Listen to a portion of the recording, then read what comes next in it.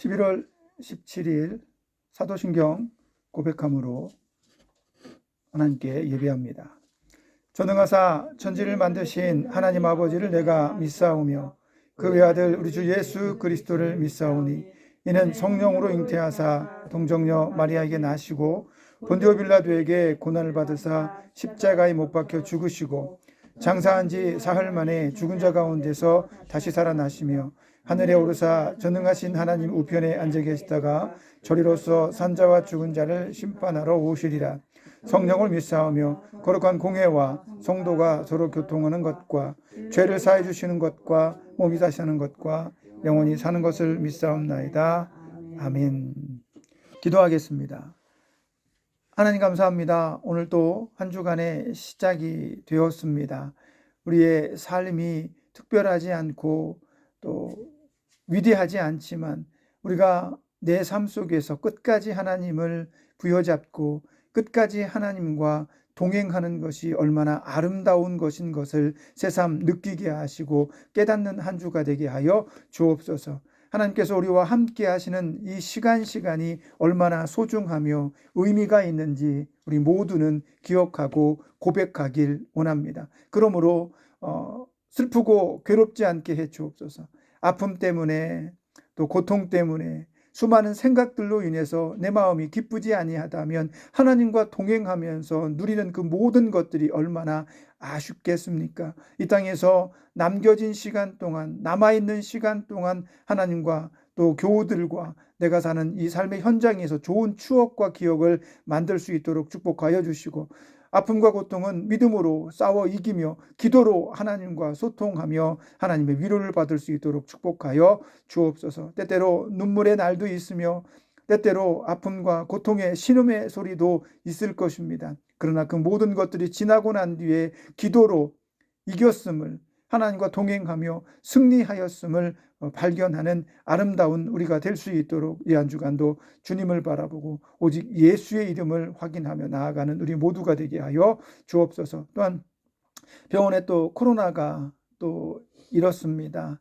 하나님께서 또 환자들에게 또 그 치명적인 또 고통과 아픔이 되지 않도록 우리 환자들 지켜주시고, 사랑하는 아버님, 어머님, 또 병원에 있는 모든 관계자들이 이 질병으로 인해서 그 누구도 또 큰 고통에 빠지지 않도록 속히 물러갈 수 있도록 축복하시고, 또 우리가 한 주, 2주 건강한 모습으로 하나님과 동행하다가 만날 수 있는 날 속히 오도록 축복하여 주옵시고, 오늘도 각기 제자리에 예배하는 모든 자들에게 주의 은총이 넘치게 하시며 하나님의 말씀으로 큰 위로가 되게 하여 주옵소서. 마치는 시간까지 주께서 우리 모든 예배 받아주실 줄로 믿습니다. 예수님의 이름으로 기도합니다. 아멘. 하나님 말씀은 로마서 9장입니다. 로마서 9장 25절에서 33절 말씀까지 제가 봉독해 드리도록 하겠습니다. 로마서 9장 25절에서 33절입니다. 호세아에 그래도 이르기를 내가 내 백성 아닌 자를 내 백성이라 사랑하지 아니한 자를 사랑한 자라 부르리라. 너희는 내 백성이 아니라 한 그곳에서 그들이 살아계신 하나님의 아들이라 일컬음을 받으리라 함과 같으니라. 또 이사야가 이스라엘에 관하여 외치되 이스라엘 자손들의 수가 비록 바다의 모래 같을지라도 남은 자만 구원을 받으리니 주께서 땅 위에서 그 말씀을 이루고 속히 시행하리라 하셨느니라. 또한 이사야가 미리 말한 바 만일 만군의 주께서 우리에게 씨를 남겨두지 아니하셨더라면 우리가 소돔과 같이 되고 고모라와 같았으리로다 함과 같으니라. 그런즉 우리가 무슨 말을 하리요? 의를 따르지 아니한 이방인들이 의를 얻었으니 곧 믿음에서 난 의요. 의의 법을 따라간 이스라엘은 율법에 이르지 못하였으니 어찌 그러하냐? 이는 그들이 믿음을 의지하지 않고 행위를 의지함이라. 부딪힐 돌에 부딪혔느니라. 기록된 바 보라 내가 걸림돌과 거치는 바위를 시온에 두노니 그를 믿는 자는 부끄러움을 당하지 아니하리라 함과 같으니라. 아멘. 오늘 본문의 말씀을 의지해서 의로움이 아닌 믿음으로 부름받다라는 제목으로 하나님 말씀 전해드리도록 하겠습니다. 오늘 바울은 호세아 선지자와 이사야 선지자의 말씀을 빌어서 하나님께서 의로움이 아니라 믿음으로 구원받은 수많은 이방인들을 향하신 뜻과 계획이 있음을 선포하고 이스라엘 백성들에게도 하나님의 그 계획과 선하신 뜻에 따를 수 있기를 바란다라는 내용의 간절한 메시지를 우리에게 전해주고 있습니다. 그래서 오늘 이 로마서 9장의 말씀을 찬찬히 생각해보고 읽어본다면 이런 내용들이 있습니다. 1절부터 바울은 자신이 이 말씀을 전하게 된 깊은 자신의 어떤 이스라엘 백성들에 대한 유대감과 그들에 대한 애착을 설명해 주고 있습니다. 그러면서 말하기를 이스라엘 백성들은 우리가 잘 알고 있는 것처럼 그들이 늘 자부심을 가지고 있는 것처럼 그들은 하나님의 백성으로 부름받은 사람들입니다. 아주 쉽게 말하면 이스라엘 백성의 시초가 되는 아브라함과 그의 아들 이삭과 그의 아들 야곱을 통해서 예수님이 이 땅에 오셨습니다라고 말하며 그 모든 이스라엘의 조상들은 바로 유대인들의 조상이니 그들이 얼마나 복받은 사람인가에 대해서 이야기를 하고 설명을 해줍니다. 그러나 하나님께서 9장 7절에서 뭐라고 말씀하시냐면 아브라함의 자손이라고 해서 모두 다 하나님의 백성이 되는 것은 아니다. 오직 이삭의 씨라야만 하나님의 백성이다라고 정의를 합니다. 그러니 이스라엘 백성들 스스로가 말하는 것처럼 아브라함의 또 다른 자식이었던 서자라든지 장자라든지 뭐 이런 어떤 그 이삭의 씨가 아닌 다른 사람들은 이스라엘 백성이 될 수 없다라고 정확하게 규정을 하고 있는 거죠. 그러나 또 한 가지 거기에서 9장 8절에서 이 씨는 육신으로 되어진 것이 아니며 약속의 씨로 부름을 받은 자에 한해서라고 하는 어떤 그런 예외 규정도 거기 증거하고 해주고 있는 거죠. 그러면서 말하기를 9장 13절에서 하나님께서 약속의 씨라는 것이 무엇인가에 대해서 설명하기 위해서 큰 자와 작은 자에 대한 이야기를 합니다. 큰 자가 작은 자를 섬기리라 했던 리브가에게 하셨던 하나님의 그 말씀이 의미한 바를 곱씹어 봐야 된다라고 이야기를 하는 거죠. 다시 말하면 이삭은 2명의 아들을 낳았습니다. 그럼에도 불구하고 한 사람은 사랑했고 한 사람은 미워하셨다라고 성경은 기록하고 있습니다.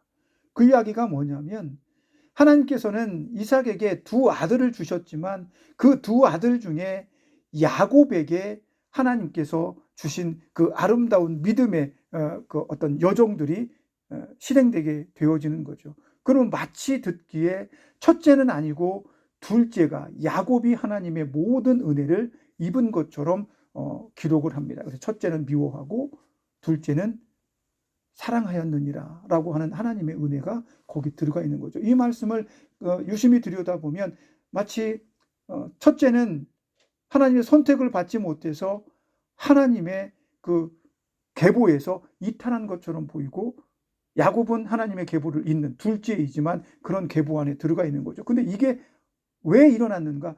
하나님께서 정하신 거란 사실입니다. 하나님께서 첫째는 미워하시고 둘째만 사랑하셨다라는 개념이 들어가는 거예요. 이게 여기서부터 좀 우리에게 의문을 줍니다. 그럼 하나님께서 아무 이유 없이 하나는 사랑하고 하나는 미워하실 수 있느냐?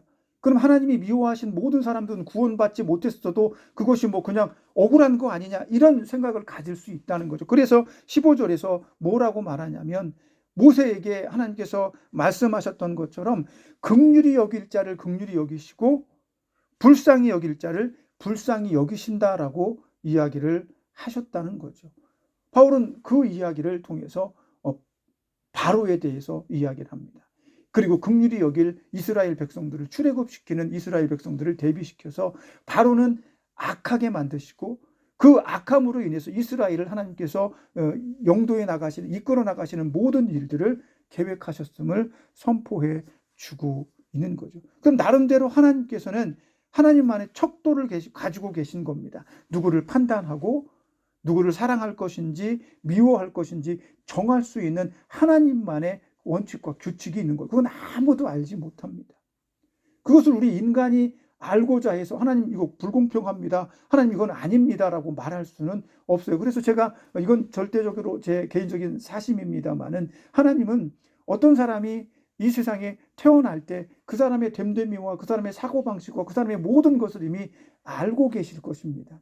그러므로 인해서 하나님은 누구를 더 사랑하시고 누구를 미워하실지 이미 하나님께서는 그런 것들을 정하실 수 있는 원칙과 규칙이 있었을지도 모릅니다. 하나님은 태초에 아담과 아담의 자녀인 가인과 아벨을 바라보시면서 가인에게는 끊임없이 아마 찾아가셔서 너 잘해라, 너 위험하다, 이런 경고들을 하신 듯 싶어요. 성경에는 한 번의 기록밖에 없지만, 그러나 아벨에게는 그런 얘기를 전혀 했다는 기록이 없습니다. 왜냐하면 아벨은 하나님께서 아벨의 제사를 받을 만큼 괜찮은 사람이었습니다. 하나님께서 뭐 나름대로 더 경고도 하시고 충고도 하시고 이끌어 주시기도 하겠지만, 아벨은 그런 이야기를 들었을 때 고치고 바른 삶을 나아갈 수 있는 이런 사람이었던 것이 분명하다고 저는 생각을 합니다. 그러나 가인은 그렇지 않았죠. 그는 언제부터인지 모르게 하나님이 말씀해도 듣지 않고 고치지 않았습니다. 아버지 아담이 하나님께는 순전하고 거룩하게 제사해야 된다라고 가르쳤겠지만 그는 그것을 듣지 않았을 것입니다. 이것이 그의 됨됨이라는 거죠. 그래서 끊임없이 하나님께서 그에게 찾아가서 말씀했지만 가인은 하나님의 말씀을 거부했습니다. 그리고 나서 버림받을 때조차도 그는 하나님을 떠나서 사는 것을 작정하게 되는 거죠. 그게 인간성입니다. 그의 인간성입니다. 그래서 어쩌면 하나님은 첫째가 둘째를 섬기고 바로는 완악하게 해서 하나님의 진노를 사게 만드는 이런 모든 과정들이 하나님께서 그냥 하신 것이 아니라 그 사람의 됨됨이, 그 사람의 인간성, 그 사람의 그 모든 것들을 가지고서 그것을 판단한 것이 아닌가 하는 그런 저희 개인적인 생각을 합니다. 어쨌든 하나님께서 이런 하나님만의 어떤 척도와 원칙을 가지고 누군가를 미워하고 누군가를 사랑하는 이 모든 원칙들은 하나님의 주권이라는 거죠. 하나님만이 그렇게 하실 수 있습니다. 능력이 탁월해서 예지력이 있어서 하셨건 아니면 하나님께서 의도적으로 그렇게 하셨건 그건 하나님의 몫이라는 거죠. 그래서 바울이 말하는 거예요. 누가 하나님의 이런 절대적인 주권의 선택을 가지고 옳지 않습니다, 그것은 불의합니다라고 말할 수가 있겠느냐라고 이야기를 합니다. 그러면서 지음받은 물건이 그 지으신 창조주를 무엇라고 판단하며 그것이 옳고 그름을 말할 수가 있겠는가라고 하는 거죠. 거기에는 하나님만의 특별한 원칙과 계획이 숨어 있다는 겁니다. 그러면서 이제 그 계획과 원칙을 바울이 조근조근 설명을 해줍니다. 21절에 보면 토기장이 이야기가 나옵니다. 어떤 토기장이가 그릇 하나는 귀하게 만들려고 아주 귀하게 만듭니다. 그러나 한 토기는 그냥 천하게 쓰기 위해서 천하게 만듭니다. 토기장이가 자기의 필요에 따라서 만든 그 그릇을 가지고 왜 나는 천하게, 나는 귀하게 만들었습니까? 라고 말할 수 없다라고 이야기를 하는 거죠. 그런데 여기에 아주 독특한 바울의 관점이 숨어 있습니다. 그게 뭐냐면 22절, 23절에 이런 얘기가 나옵니다. 천하게 만들어지고 귀하게 만들어지고 선하게 만들어지고 악하게 만들어진 그 모든 것들 속에서도 그 악하게 만들어지고 천하게 만들어진 그것들 안에서도 하나님의 긍휼하심과 자비하심이 존재하신다는 거죠. 악하게 만들어졌던 그 존재들, 미워함을 당했던 그 존재들에게도 하나님께서 끝없이 사랑하시고 끝없는 관용을 베풀어 주셔서 그들에게 돌아올 수 있는 기회, 그들이 바로 설 수 있는 기회를 충분히 주셨다라는 얘기입니다. 왜 하나님께서 그런 은혜를 그들에게 주셨을까? 왜 하나님께서는 그런 은총들과 그런 기회들을 오래 참으심을 그들에게 주셨을까? 그것은 하나님의 영광을 위해서다라고 바울은 기록해 줍니다. 하나님의 영광을 위해서 천하게 악하게 만들었던 그들에게도 긍휼하게 여김을 받을 수 있도록 인도해 주신다는 거죠. 긍휼의 그릇. 그래서 쉬운 성경을 두산노 쉬운 성경을 보니까 자비의 그릇이라고도 표현을 합니다.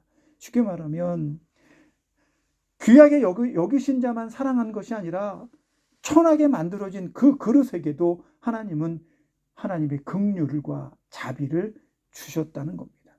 그것이 악해서 그 사람의 마음이 악하고 그 사람의 생각이 하나님께서 원하시지 않는 생각으로 가득할지라도 그들에게 긍휼하심으로 오래 참으심으로 지켜보시고 기회를 주셨다라는 얘기입니다. 그 기회가 오늘 우리가 읽은 이 본문에 나오는 얘기입니다. 호세아 선지자는 말합니다. 버림을 받을 수밖에 없는 우리들에게 내 백성이 아닌 자들을 내 백성으로 만들어주시는 하나님의 은혜가 거기 있다는 거죠. 하나님의 오래 참으심으로 천하게 만들어지고 미움을 받았던 그들에게도 하나님의 자비는 여전히 존재한다는 겁니다. 그래서 그 천하게 만들어진 그릇들을 위해서 하나님은 우리에게 예수 그리스도란 은혜를 베풀어 주시는 거죠. 여러 가지 생각들이 들 것입니다. 하나님의 그 자비를 예수님을 만나기 전에 이전 사람들은 그 자비를 못 만나지 않았습니까? 그렇지 않습니다. 예수님을 만나기 이전에 이스라엘 백성들도 똑같이 그 기회에 있었습니다. 하나님께서 주신 언약의 말씀, 하나님께서 주신 약속의 말씀을 흠양하다가 예수님이 오기를 학수고대하다가 죽은 사람들도 많이 있습니다. 하나님은 어느 때입니까? 예수님이 이 땅에 태어났을 때 한 선지자가 어린 아기를 보고 오호라 주제여 내가 이제 하나님을 배웠으니 죽어도 좋습니다라고 하는 그런 유명한 그 유언을 남기잖아요. 그렇게 이스라엘 백성들이 살았다는 겁니다. 예수님께 하나님께서 보내실 메시아를 기다리면서 그런 메시아를 기다리는 신앙으로 살았던 유대인들은 하나님께서 예수님 이전에라도 하나님의 규칙과 법대로 그들을 구원하셨을 거라고 생각합니다. 똑같은 기회가 하나님을 믿지 않던 이방인들에게도 그 당시에 존재했었습니다. 그들이 몰랐을 뿐이지. 그러나 예수님이 오시고 난 이후에는 우리 모든 이방인들이 그 예수님을 믿을 수 있고 예수님을 볼 수 있는 기회가 명확해졌습니다.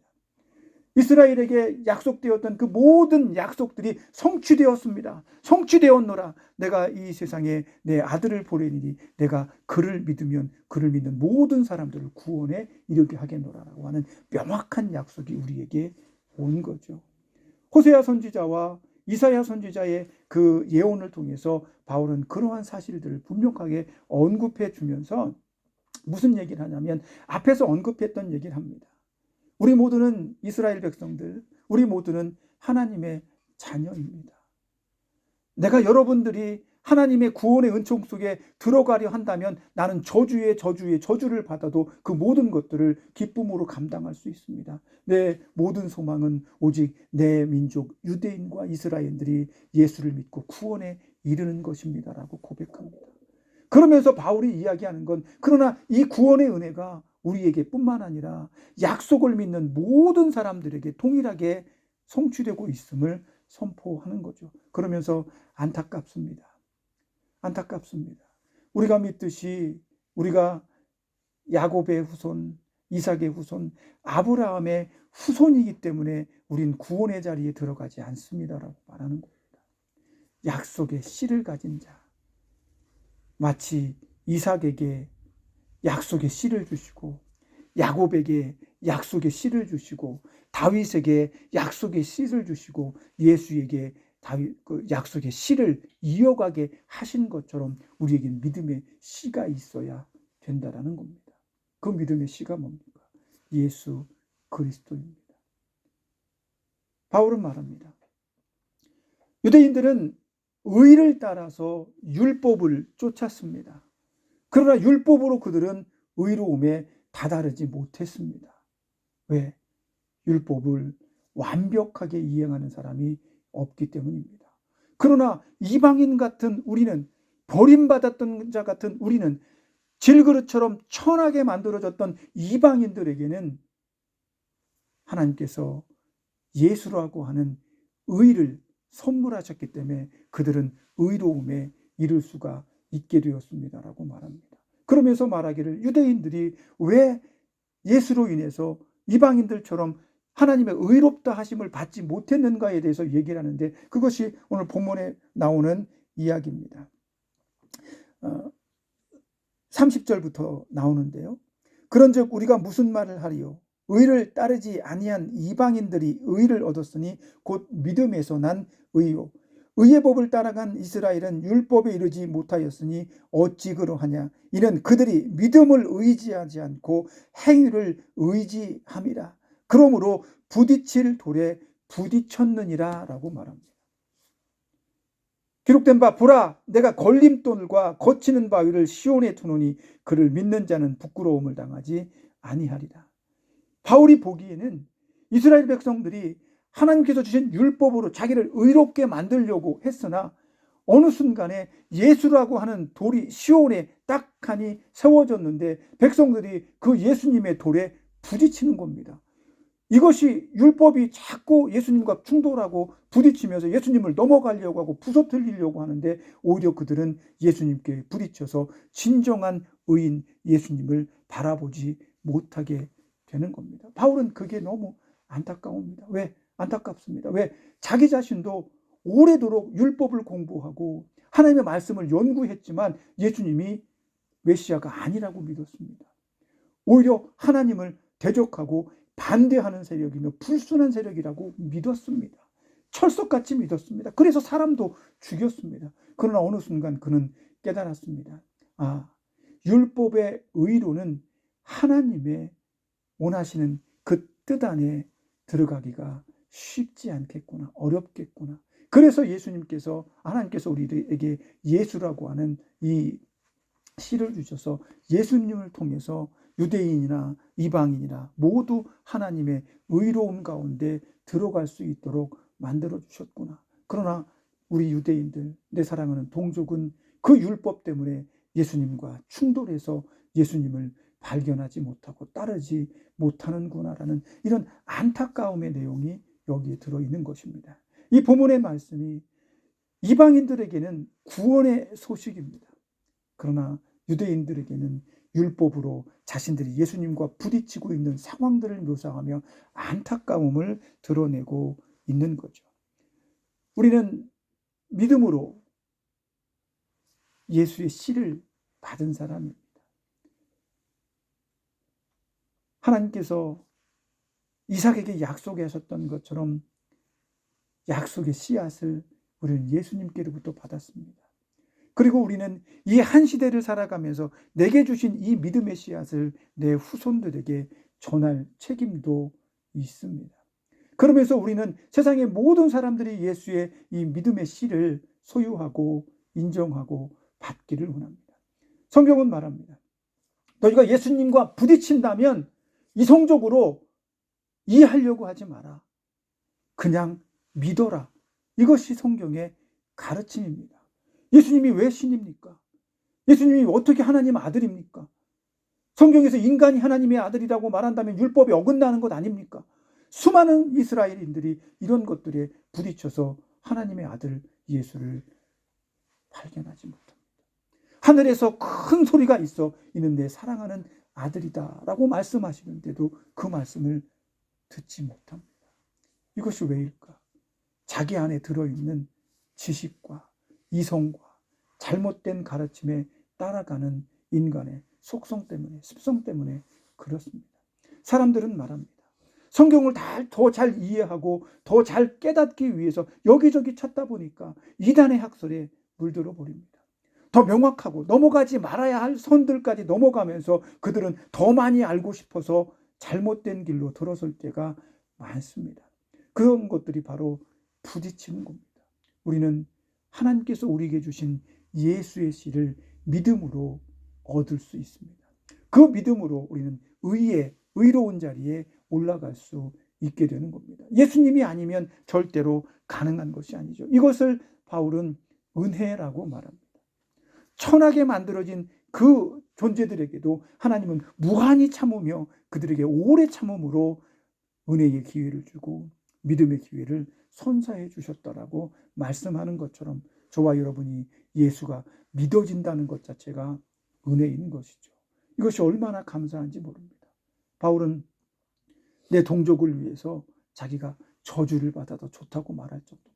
제발 이걸 좀 발견했으면 좋겠습니다. 제발 예수님을 제대로 보았으면 좋겠습니다라고 말할 정도입니다. 그러니 우리가 오늘 예수를 나의 구주로 영접하고 예수님께서 나의 모든 죄를 씻어 구하셨다는 사실을 믿고 고백하는 것 자체가 얼마나 위대하고 얼마나 크신 하나님의 은혜인지 고백하며 살아야 되는 것입니다.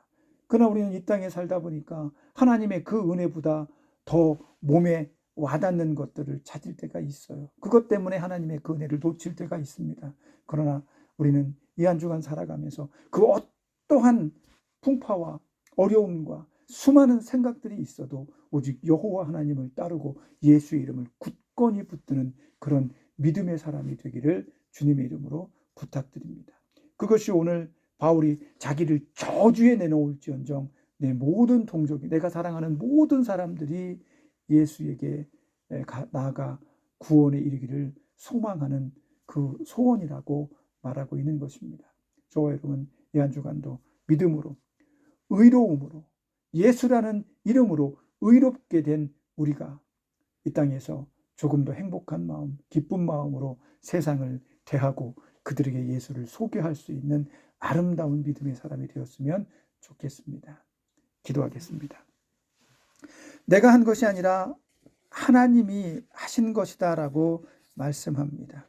아닌 것 같지만 수없이 오랜 시절 동안 하나님은 구원받지 못했다라고 말하는 경계 너머에 있는 사람에게들조차도 오래 참음과 인내하심으로 하나님의 사랑을 남겨두셨습니다.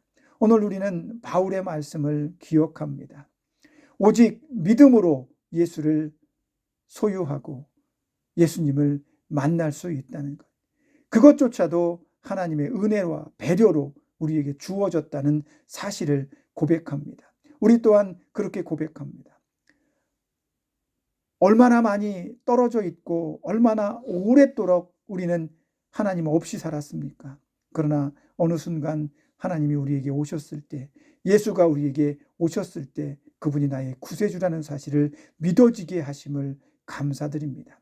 그 믿음을 죽는 날까지 잃어버리지 않고 늘 소유하고 내 사랑하는 가족들에게 전수할 수 있는 뜨거운 믿음 허락하여 주셔서 이 한 주간도 빛나는 소금의 맛을 내는 아름다운 그리스도인으로 살게 도와주옵소서. 예수님의 이름으로 기도합니다. 아멘. 기도하겠습니다. 하나님 감사합니다. 이 한 주간도 믿음으로 살게 하시며 하나님의 그 오래된 계획과 사랑하심과 풍성함 속에서 예수 그리스도를 만남을 즐기고 기뻐하며 감사하는 우리가 되게 하여 주시옵소서. 바울이 고백했던 것처럼 수많은 사람들이 이 사랑을 발견하지 못합니다.